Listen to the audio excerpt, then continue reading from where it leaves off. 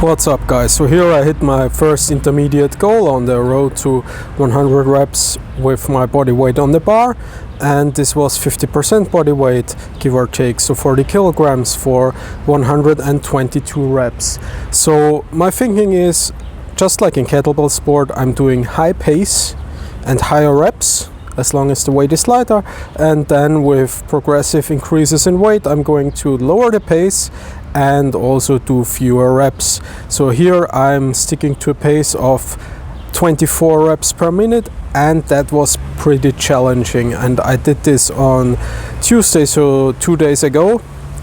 And after that I had 2 days completely off because I was traveling, so I was overreaching a little bit because I knew I was going to travel, and I'm still a little bit sore. Like, that may be related to nutrition and bad sleep and recovery in general not being optimal, but it still goes to show that this is a substantial hit to your physiology, and this takes quite a bit to recover from. Of course, that's what we're attempting to do with training. We're taking the body out of homeostasis in order to force an adaptation.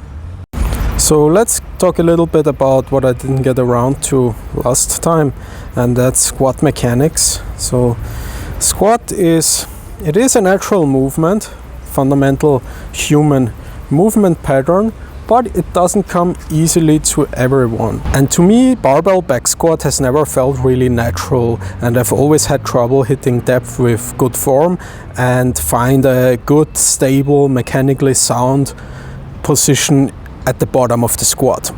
And of course, the first thing you want to look at is your range of motion or flexibility, specifically in the ankle joint, the knee and the hip. And my ankles have pretty great range of motion, as well as my knees. Hip flexion could be a little bit better, but it's still all right. Okay, and once you have ensured good range of motion in those joints, the next fix is going to find proper positioning, because your body proportions are going to influence how easily you can hit depth on the squat. So obviously, if you have very long legs, it's going to be harder to hit depth on the squat because the range of motion is just longer. But it's not just about height, it's also about the proportions. So for example, if you have longer femurs, or the upper part of your leg is longer, that's just a longer lever in the bottom position. And oftentimes, or pretty much all the time, the people who are built to squat, who are like really upright in the bottom positions, they have very short femurs.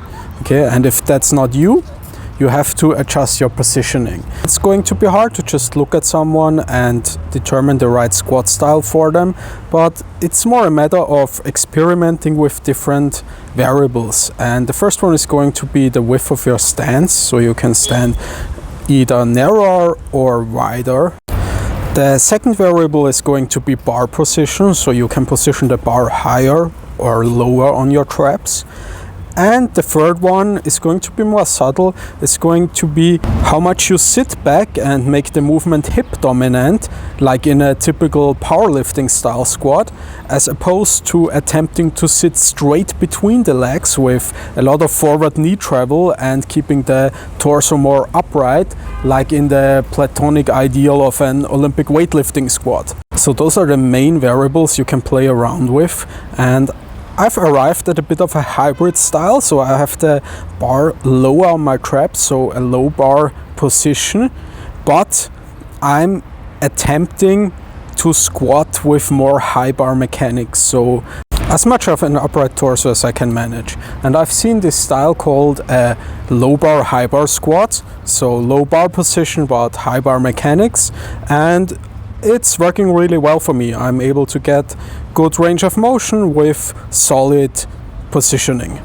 So the bottom line is, you are a unique snowflake and you have to find the style that works for you.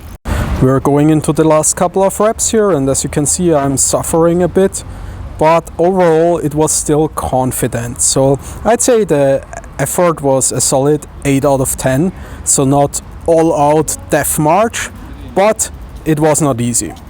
This is the only barbell work I'm doing at the moment, one set of 100 plus every 1 to 2 weeks. Otherwise, I'm following the programming from my newly released training plan, Double Belt Domination, so training with only 2 kettlebells from home.